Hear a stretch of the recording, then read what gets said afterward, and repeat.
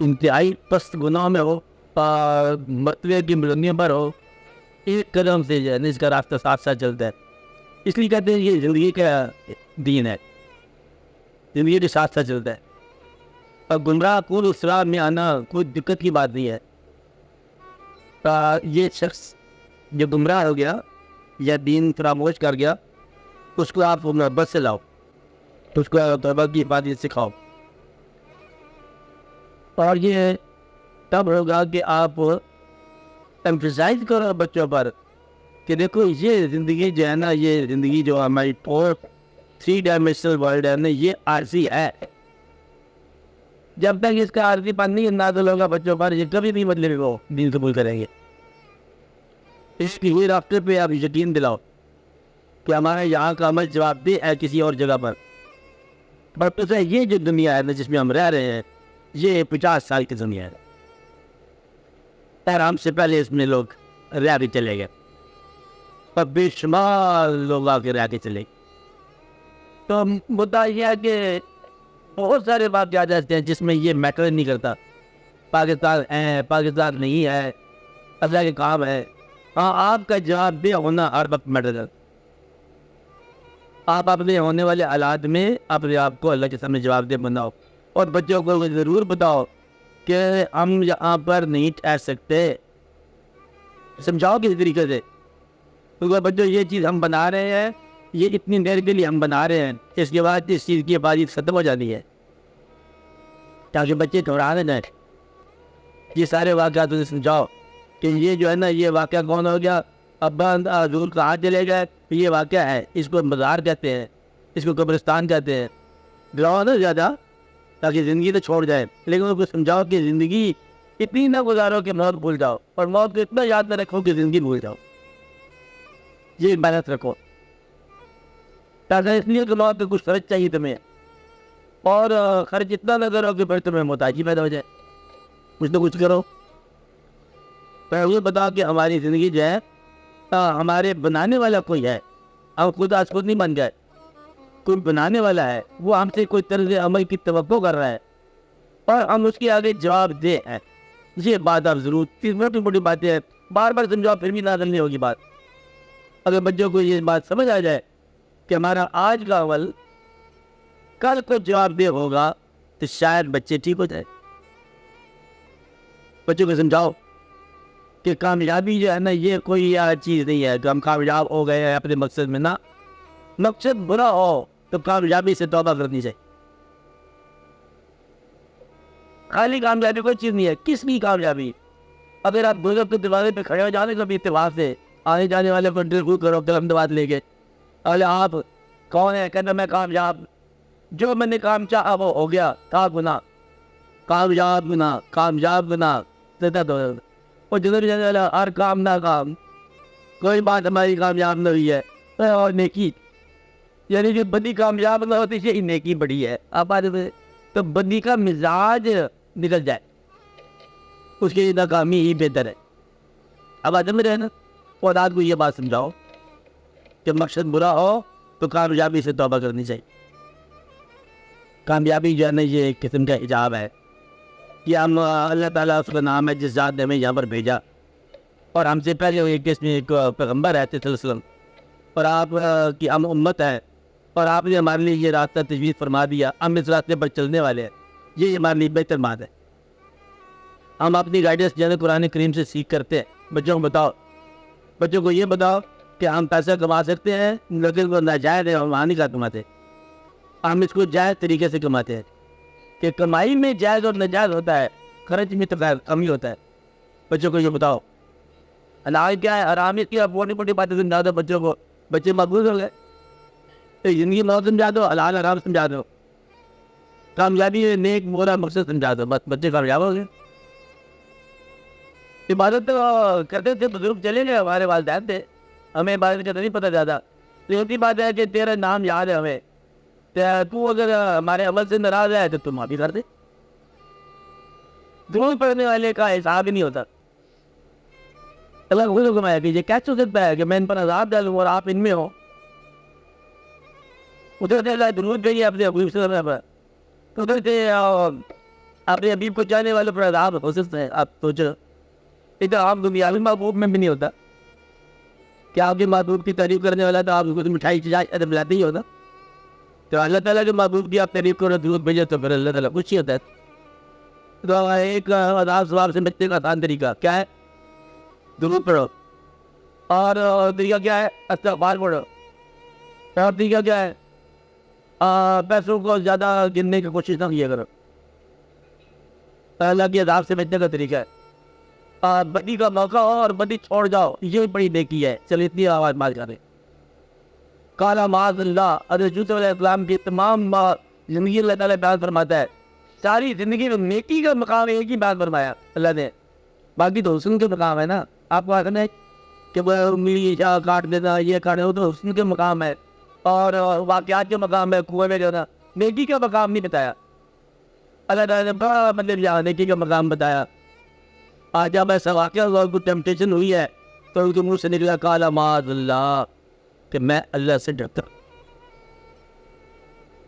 بھائی یہ سارے واقعے کا اصل خصوصیت ہی یہ ہے کہ بدی کا امکان ہو اور اس کے منہ سے اس کے معبود کی منہ سے کیا نکلا قال معاذ اللہ, میں اللہ سے ڈرتا ہوں. تو اللہ سے ڈرنے کا سکھاؤ کہ بدی کے امکان سے گریز کر جانا ہی آج کی بڑی نیکی ہے. یہ استغفار پڑھنا نیکی ہے, عبادت اپنی جگہ پر نیکی ہے. اور ایک بات ضرور یاد رکھنا, عبادت ضائع ہوتی ہے جناب کتنے مقامات پر آپ کو بتا رہے ہیں. ایک مقام پر ضائع ہوتی ہے کہ جب انسان کسی اسٹیج پر جانتے ہوئے یا لا علمی میں ساون یا مدن اللہ کے محبوب صلی اللہ علیہ وسلم کے مقام کو ذہنی طور پر جائزے میں لائے, اس مقام کا ادب میں لاؤ. بس اب ادب میں رہنا. بولے اللہ کے محبوب صلی اللہ علیہ وسلم کے مقام کو ہمیشہ آپ ادب کی نگاہ سے دیکھو. اب ادب ان کے کسی عمل کے کبھی کوئی لا علمی میں بھی امینڈمنٹ کا خیال نہ کرنا, اگر یوں ہو جاتا تو کیا ہو جاتا. اب ادب میں ہوتا ہے بعض اوقات خیال رکھ, اس کے آماد ضائع ہو جاتے ہیں. اور اپنے ماں باپ کے آگے غصے کی شکل میں اونچا بولنا آماد ضائع ہو جاتا. جانا بولے کیا ولا تقل لهما اف, اف سے اونچا نہ بولنا. اب ادب میں رہن کتنا اپنے والدین کے آگے اللہ تعالیٰ نے ارشاد فرمایا کہ جب تمہارے والدین سے ڈیل کرنا پڑے تو ولا تقل لهما اف, ان کے آگے اف نہ کرنا. وقل لهما قولا کریما, اور ان کے آگے نرم الفاظ بات کرو, اونچے بات. تو یہاں بھی یہاں آواز ضائع ہونے کا امکان ہے. کسی بے وقوف نمازی کی نماز کا مذاق نہ اڑانا, آواز ضائع ہو جاتی ہے. بے وقوف کی نماز کی تنقید نہ کرنا, کسی بے وقوف مسلمان کے اسلام کی تنقید نہ کرنا. اب آج میرے آواز ضائع ہو جاتی ہے. کسی فطری نقص والے آدمی کا مذاق نہ اڑانا, جس پر فطری نقص ہو جائے, کوئی آنکھ خراب ہو جائے, کچھ پیٹ میں درد ہو جائے, کوئی فطری نقص جیسے ہوتے ہیں نیچرل, تو میں اس کا کبھی مذاق نہ اڑانا, اعمال ضائع ہو جائیں گے. صفت کے حوالے سے جو اللہ نے عطا فرمائی ہے, صفت کو ظلم کے لیے استعمال کرنا, اعمال ضائع ہو جائیں گے. اگر آپ کو جاگیر ملی ہے خدا کی طرف سے, تو جاگیر بندے پر ظلم ہو کے نازل ہونے والی ہے, تو پھر اعمال ضائع ہو جائیں گے. جاگیر کو رحم بنا کے تم استعمال کرو گے تو شاید تمہاری جاگیر کے لیے ہم بھی دعا کریں, کہتے ہیں جاگیر کو 2 جاگیریں بنا دے, آج یہ ہمارے لیے. اب بات میں ہے نا, جاگیر کو ظلم نہ بنانا. تو بولے کہ اللہ کی طرف سے نازل ہونے والی صفت کو اللہ کے بندوں کے لیے اگر آپ غلط استعمال کرتے ہو تو اعمال ضائع ہو جائیں گے. اگر آپ نیک استعمال کر رہے ہو تو پھر اعمال آپ کے محفوظ ہو جائیں گے. لو آپ کو اب دین کے علاوہ دین بتا رہا ہوں. اب بات میں رہتے ہیں اپنی صفت, اپنی خوبی, اپنی اچیومنٹ کو بقیوں کے خدا کی محبوب کے لیے استعمال کرو. استغفار پڑھو, اعمال بہتر ہو جائیں گے. ماں باپ کے آگے گفت نہ کرو, چاہے وہ غلطی ہو, غلط بیچارے ہوتے ہی اکثر. زمانے کا علم ان کے پاس کون سا علم ہے, آیا پہلے کی غلط بتاتے, لیکن آپ ان کی اصلاح نہ کرنا. اچھا ان کے آگے کچھ نہ پڑھنا. اللہ کے حبیب صلی اللہ علیہ وسلم کی جب یہ پتہ لگے کہ یہ حدیث آ گئی ہے, خاموش ہو جانا. جب پتہ چل یہ قرآن آ گیا, آپ خاموش ہو جانا, ڈسکس نہ کرنا. کہ اس کے علاوہ بھی رابطہ تھا، اللہ کو یہ نہیں چاہیے تھا نا. قرآن آتا ہے خاموش ہو جاؤ، حدیث آ جائے خاموش ہو جاؤ. جب تک بزرگ آ جائے تمہارا کہ آپ فیصلہ نہیں کر رہے، دیکھا جی بڑا آ گیا، بزرگ آ گیا، مانو آ گیا، اب آتے خاموش ہو جاؤ. بزرگ کی عزت افزائی سے آپ کے اعمال محفوظ رہتے. آپ کے بعد یہ عزت دین ہے. باقی سارا دین آپ جانتے ہی ہو. ضرورت پڑنے والے کی جو ہے نا اب سے بخشش ہو جاتی ہے، استغفار پڑھنے والے کی بخشش ہو جاتی ہے، پیسہ خیرات کرنے والے کی بخشش ہو جاتی ہے، اپنی نعمتوں کو اللہ کے بندوں کے لیے استعمال کرنے والے کی بخشش ہو جاتی ہے، بخشش چاہنے والوں کی بخشش ہو جاتی ہے. سب کو معاف کر دو گے تمہاری بخشش ہو جائے گی. اس کو نہیں معاف کر دو جو تمہیں نقصان پہنچا گیا، اس کو کیا کرو؟ معاف کر دو. جس سے معاف کر دیا تم نے، آپ نے سب کو معاف کر دیا. جس نے معافی نہیں مانگی اس کو بھی معاف کر دی. چلو آپ کی معافی ہونے کا امکان ہو گیا. جس شخص کو اللہ معاف کر دے وہ شخص ضروری سب کو معاف کرے گا. یہ ثبوت ہے برابر کا میتھمیٹیکل. جو شخص دھوکہ دینا چاہے گا دھوکہ کھائے گا، جو معاف کرنا چاہے گا معافی لے لے گا، جو شخص فیض پہنچانا چاہے گا فیض پہنچائے گا، جو دھوکہ دینا چاہے گا دھوکہ کھا لے گا. آپ بات سمجھ رہے گا. جس نے وفا نہیں کی اس کے ساتھ وفا کون کرے گا؟ اب بات سمجھ رہے گا. جتنے اس میں اپنا قیام کرو گے اتنا آپ کو علم محفوظ ملتا جائے گا. حتیٰ کہ ایک وقت آئے گا کہ آپ پنڈی پڑھ ریسیو کرنے لگ جاؤ گے، کچھ شہر میں کہا وہ ریسیو کرنے لگ جاؤ گے. آپ بات سمجھ رہے نا. اور ریسیو کرنے کے امکانات ہے. پھر آپ ایک کام کی کرو کہ ہر روز تھوڑی دیر کے لیے زمان و مکان سے الگ ہو کے خالق کے قوم و مقام کی تسبیح بیان کرا کرو. یہ فکر فکر سننے کے لیے ہے. کیا شیخ صاحب؟ زمان و مکان سے الگ ہو کے خالق کے قوم و مقام کی تسبیح بیان کرا کرو 5 منٹ کے. بھائی یہ فکر ہی ہے، اس کے مفہوم کو نہیں. اور جس کے مفہوم سے ہو آ گیا اس کے لیے فکر ہی نہیں ہے، واردات ہے. ایسا وقت مل جاتا ہے جہاں زمان و مکان نہیں ہوتے. ایسا وقت آتا ہے جہاں خالق کے قوم و مقام کی تسبیح بیان ہوتی ہے. آپ پر ایسا وقت آتا ہے جب آپ نہیں ہوتے.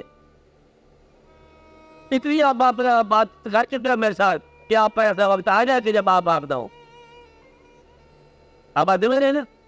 اگر آپ پر وہ وقت آئے آپ نہ ہو تو پھر آپ اللہ کو یاد کیا کرو. خالی وجہ پہ اللہ کا تصور ہی اللہ ہے. اللہ کو ایسی پرفارمنس کا نام نہیں ہے، خیال کا نام ہے. بس جب تیرا رخصت کی طرف آ گیا وہ بہتر جانتا ہے کہ وہ کیا کہہ رہے ہوتے. کہنا بھی کوئی ضروری نہیں ہے. اس لیے اس زمین سے اس واقعات سے تھوڑی دیر کے لیے الگ ہو کے اللہ کی تسبیح بیان کرو.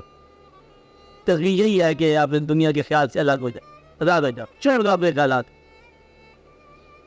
نہ کوئی سود ہے نہ کوئی زیاں ہے، نہ کوئی حاصل ہے نہ کوئی معرومی ہے.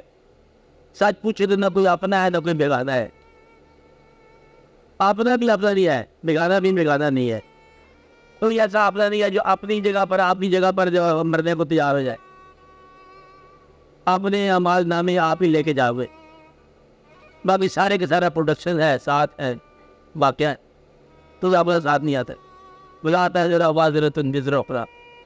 کوئی کسی کا بوجھ نہیں اٹھانے والا اٹھائے گا، نہیں اٹھا سکتا ہی نہیں. اس لیے بات آپ کو دنیا کے وہ رحم بن کے چلو. جیب میں پیسہ ہو تو وہ تو خدا ملنا، اس کو خرچ کر دو. صفت کا استعمال ذرا مشکل ہوتا ہے.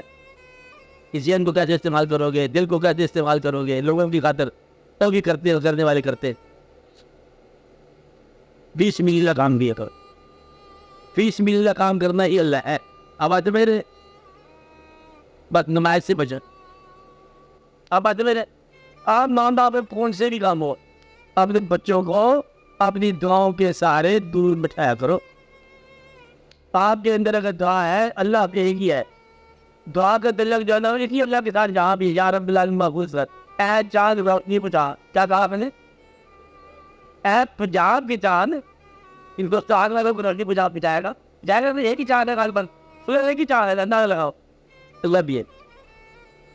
اے پنجاب کے اللہ، اے لاہور کے اللہ، میرے گھر کے اللہ، یعنی میرے دل کے اللہ، میری اولاد کا اللہ بن جاتا ہے بھی وہی، میرا خیال ہے بھی وہی. بس یہ ہے آپ کی بات. آپ مقاصد برے چن لیے، آپ اس میں کامیابی ہو تب بھی بیکار ہے. نہ امریکہ برا ہے نہ انگلینڈ برا ہے، کوئی شے نہیں بری، برا بندہ برا ہے. کیا ہے؟ برا بندہ برا ہے، نہ کوئی وقت برا ہے، آدمی برا ہے. اس لیے آپ اپنی اولاد کو خدا کے لیے اپنے طور پر محفوظ کرو. اسپیکٹیڈ نہ بن جانا اولاد کے. تمہاری اولاد تم ہی ہو. تمہاری اولاد کیا ہے؟ تم ہی ہو. اولاد اگر منتشر ہو گئی تو تمہاری کامیابیاں ساری فیل ہو. آپ کی اولاد کون ہو؟ آپ خود ہی ہو. آپ کے ماں باپ کون ہو؟ آپ خود ہی ہو. اب اولاد بکھر گئی، تم بکھر گئے. پروڈکشن کیا ہے آپ کی؟ اولاد. تو دوسری پروڈکشن کیا ہے؟ وہ بھی اولاد ہے جو خیال کی پروڈکشن ہو. اس لیے آپ اپنی زندگی کے تماشائی نہ بننا، اپنی زندگی میں شریک ہو جاؤ.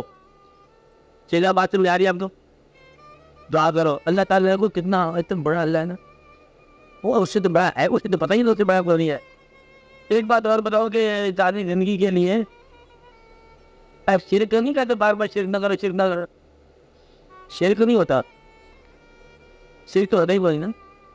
کیونکہ اللہ کو پتہ ہے کہ اس نے شریک تو اگر پیدا نہیں کیا، شرک کدھر سے ہوگا؟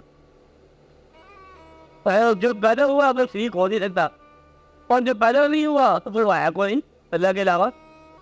اسی شرک کی بات نہیں ہے. شرک کا مطلب صرف یہ ہے کہ آپ دو خیال میں چلا کرو، تو خیال میں سفر کیا کرو. آپ بات ہے میرے، آپ کے یہاں خیالات تو دو ہوتے ہیں کہ یہ مسجد چلے جائیں اور پھر وہاں سے چٹھی لکھے کسی غیر مالک کو. اب بات ہے میرے، اس لیے تو دعا یہ کیا کرو کہ یا رب العالمین ہمیں دو خیال کا سفر نہ دینا. یہ خیال کا سفر، ایک راستے کا سفر میں کہتا ہوں. دعا کیا کرو، پھر آپ محفوظ رہو گے، اپنی اولاد کو محفوظ رکھو گے. اور اپنی اولاد کو یہ سکھا کے جانا کہ دیکھو یہ زندگی ہے، اس میں یہی نیکی ہے. اچھی زندگی کو گزارنا دین ہے. دین کو سیپریٹ رکھنا دنیا سے، اسی زندگی کا نام ہے دین.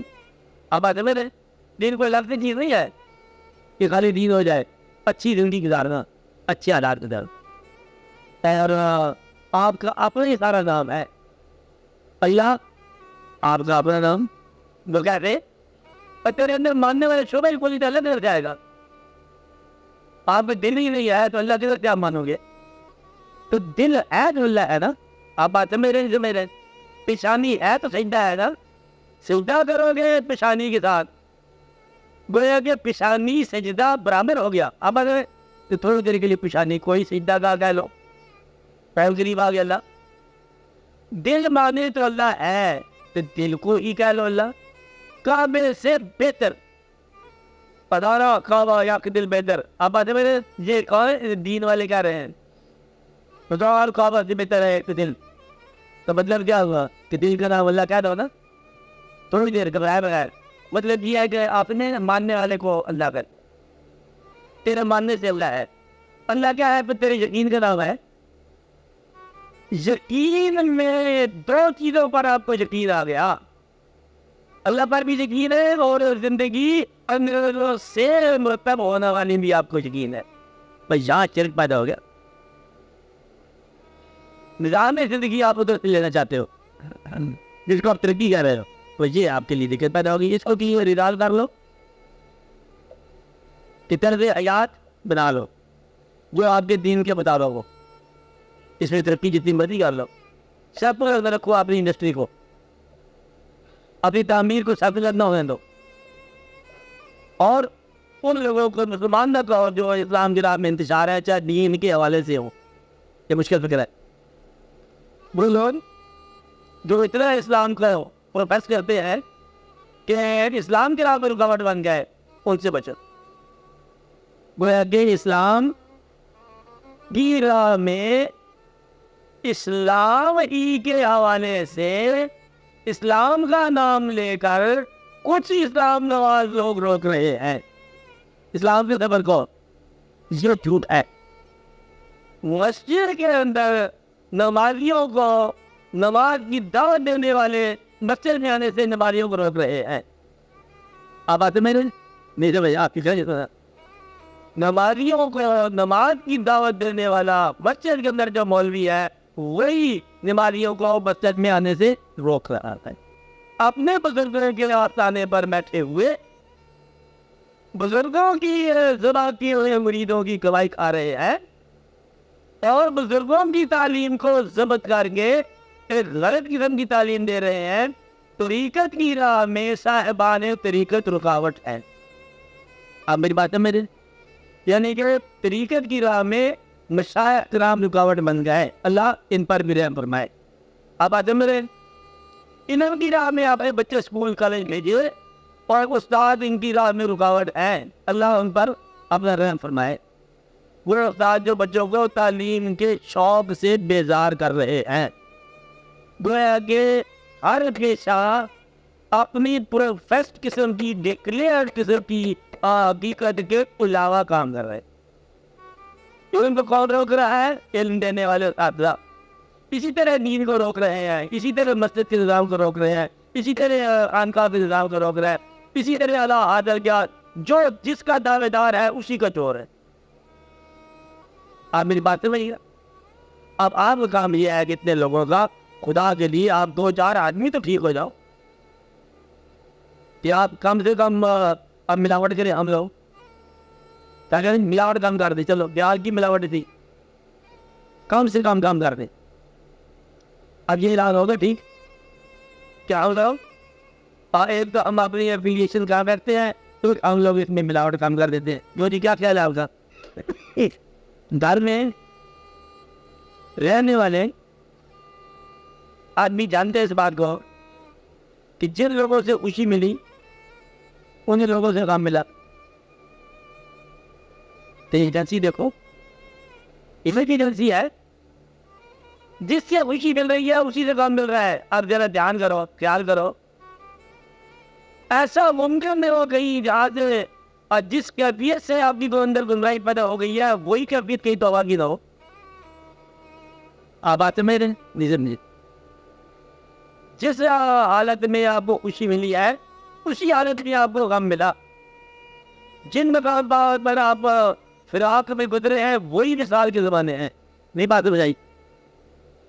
محبت کی داستان میں فراق ہی مثال ہے. آپ تو بات رہے ہیں انتہائی محبت کی بات کر رہے ہیں کہ وہ جو داستان فراق ہے دراصل داستان الوصال ہے. اس لیے ہم نے تو موت کو بھی مثال کیا دیا. اب بات میرے کہیں ایسا نہ ہو جہاں آپ گناہ کا احساس پیدا ہو رہا ہے وہی توبہ کا مقام ہے. غالباً وہی ہے, بلکہ حقیقت وہی ہے. گناہ کا خیال ہونا ہی بخشش کی دلیل ہے. ورنہ جس کو گناہ کا خیال نہیں آیا اس کے بخشش کا تو سوال نہیں پیدا ہوتا. مبارک ہیں وہ لوگ جن کو زندگی میں گناہ کا خیال آ رہا. گناہ کا خیال بھی توبہ ہے. یہ بتانا نہیں کسی مولوی کو, فتویوں کی بات ہے. اللہ نے فتویٰ رکھ دیا. ہم نے کیا رکھا؟ کسی آدمی کو اپنے کسی عمل کے گناہ کے حوالے سے گناہ کہہ دینا اپنے دل میں ہی توبہ ہے. ایسا ممکن ہے کہ وہ معافی ہو. اپنے عمل کو برا اپنی زبان سے کہہ دینا چاہے دل میں کہا جائے اچھائی ہونے کے برابر ہے. اپنے عمل کو گناہ کہہ دیا جائے اپنے تنہائی میں یہ توبہ ہے, معاف ہونے کے قابل ہے. اپنی زندگی کو شاید اللہ معاف کرے کہ نہ کرے اپنے دل میں سمجھ لینا معافی کی ابتدا ہے.